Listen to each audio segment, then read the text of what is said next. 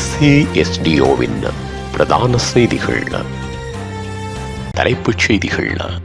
யாழ் மாவட்ட பாடசாலைகளுக்கு நாளை விசேட விடுமுறை.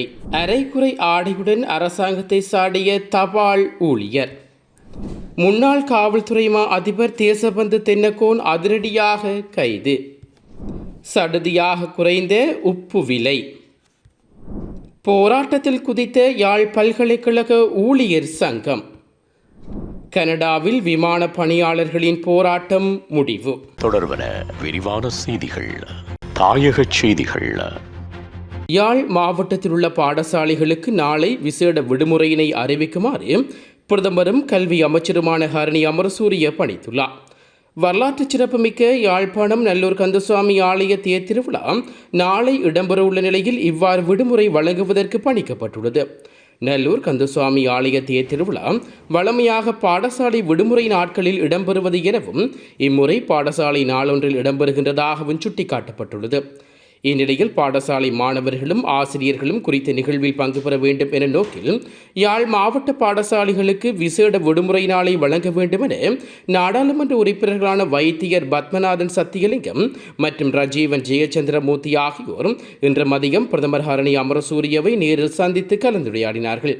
கோரிக்கையை ஏற்றுக்கொண்ட பிரதமர் உடனடியாக கல்வி அமைச்சின் செயலாளருக்கு நாளைய தினம் யாழ்ப்பாண மாவட்ட பாடசாலைகளுக்கு விசேட விடுமுறையினை அறிவிக்குமாறு பணித்திருந்தமை குறிப்பிடத்தக்கது.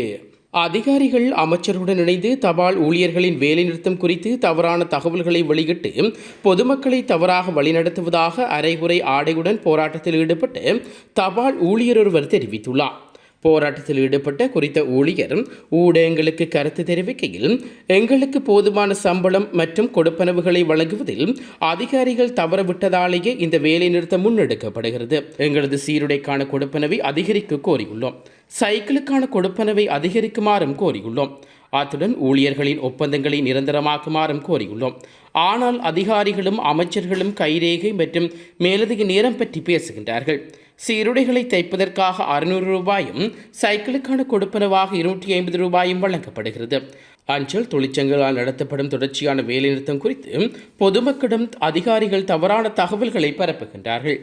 நாடளாவிய ரீதியில் ஞாயிற்றுக்கிழமை முதல் ஆரம்பித்த தபால் ஊழியர்களின் வேலைநிறுத்த போராட்டம் தொடர்ந்தும் இடம்பெற்று வருகிறது. இதேவேளை 19 முக்கிய கோரிக்கைகளை முன்வைத்து நேற்று ஜனாதிபதி செயலகத்தில் நடைபெற்ற கலந்துரையாடலுக்கு பின்னரும் வேலைநிறுத்த போராட்டம் தொடரும் என்று தபால் தொழிற்சங்கங்கள் அறிவித்துள்ளமை குறிப்பிடத்தக்கது. முன்னாள் காவல்துறை அதிபர் தேசபந்து தென்னக்கோன் குற்றப்புலனாய்வு திணைக்களத்தினால் கைது செய்யப்பட்டுள்ளார். குறித்த கைது நடவடிக்கை இன்றைய தினம் இடம்பெற்றுள்ளது. 2022 மே 9 காலி முகத்திடல் மற்றும் அலரி மாளிகைக்கு அருகில் போராட்டத்தில் ஈடுபட்டவர்கள் மீது தாக்குதல் நடத்திய சம்பவம் தொடர்பில் அவர் கைது செய்யப்பட்டுள்ளார். முன்னதாக இச்சம்பவம் தொடர்பில் தாம் கைது செய்யப்படுவதை தவிர்க்கும் வகையில் முன்பிணை வழங்குமாறு அவர் நீதிமன்றத்தை கோரியிருந்தார்.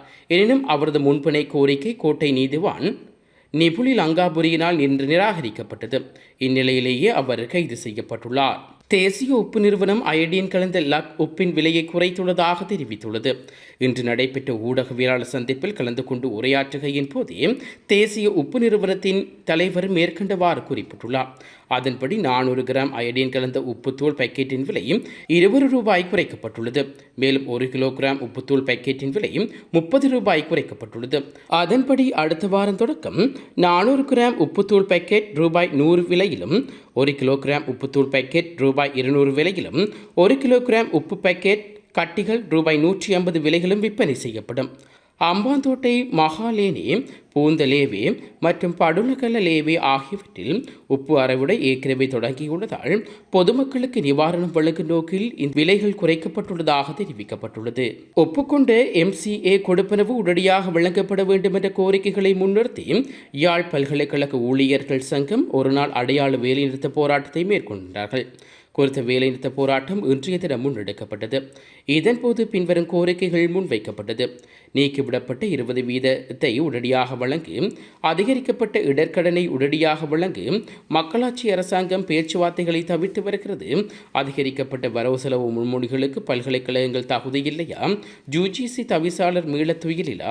பல்கலைக்கழக தொழிற்சங்கங்கள் கூட்டுக்குழு பாதுகாட்டில் முன்வைக்கப்பட்டுள்ள சில முன்மொழிகளால் பல்கலைக்கழக ஊழியர்கள் எதிர்நோக்கும் பிரச்சினைகள் உள்ளிட்ட பல கோரிக்கைகளை முன்வைத்து இந்த பணிப்புறக்கணிப்பு முன்னெடுக்கப்பட்டுள்ளதாக பல்கலைக்கழக தொழிற்சங்கங்களின் கூட்டுக்குழுவின் இணைத்தலைவர் மங்கள தபேரே தெரிவித்துள்ளார். இதன் காரணமாக பல்கலைக்கழகங்களில் ஆய்வு நடவடிக்கைகள், விரிவுரைகள், மாணவர்களின் கல்வி நடவடிக்கைகள் அனைத்தும் சம்பிதம் அடையலாம் எனவும் தெரிவித்துள்ளார். உலகச் செய்திகள். ஆயிரக்கணக்கான பயணிகளை தவிக்க வைத்த ஏர் கனடா விமான நிறுவனத்துடனான பிரச்சனையை விமான ஊழியர்களின் முடிவுக்கு கொண்டு வந்துள்ளார்கள். கனடாவின் பெரும் விமான நிறுவனமான ஏர் கனடா விமான நிறுவன ஊழியர்கள் கடந்த சில நாட்களாக நடத்திய வேலைநிறுத்த போராட்டத்தால் விமான சேவை கடுமையாக பாதிக்கப்பட்டது. ஊதிய உயர்வு, ஓய்வூதியம் உள்ளிட்ட கோரிக்கைகளை வலியுறுத்தி விமானிகள், விமான பணிப்பெண்கள், விமான நிலைய ஊழியர்கள் என சுமார் 10,000 பேர் வேலைநிறுத்தத்தில் ஈடுபட்டார்கள். இதனால் 600க்கும் மேற்பட்ட விமானங்கள் ரத்து செய்யப்பட்டு ஏர் கனடா நிறுவனத்தின் விமான சேவை நிறுத்தப்பட்டது. இந்நிலையில் கனடாவின் விமான ஊழியர்கள் போராட்டம் முடிவுக்கு வந்தது.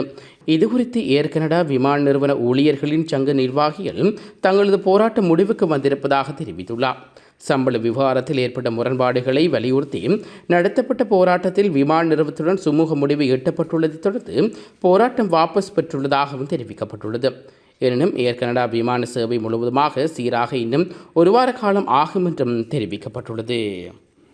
மீண்டும் தலைப்புச் செய்திகள். யாழ் மாவட்ட பாடசாலைகளுக்கு நாளை விசேட விடுமுறை. அரைகுறை ஆடையுடன் அரசாங்கத்தை சாடிய தபால் ஊழியர். முன்னாள் காவல்துறை அதிபர் தேசபந்து தென்னக்கோன் அதிரடியாக கைது. சடுதியாக குறைந்த உப்பு விலை. போராட்டத்தில் குதித்த யாழ் பல்கலைக்கழக ஊழியர் சங்கம். கனடாவில் விமான பணியாளர்களின் போராட்டம் முடிவு.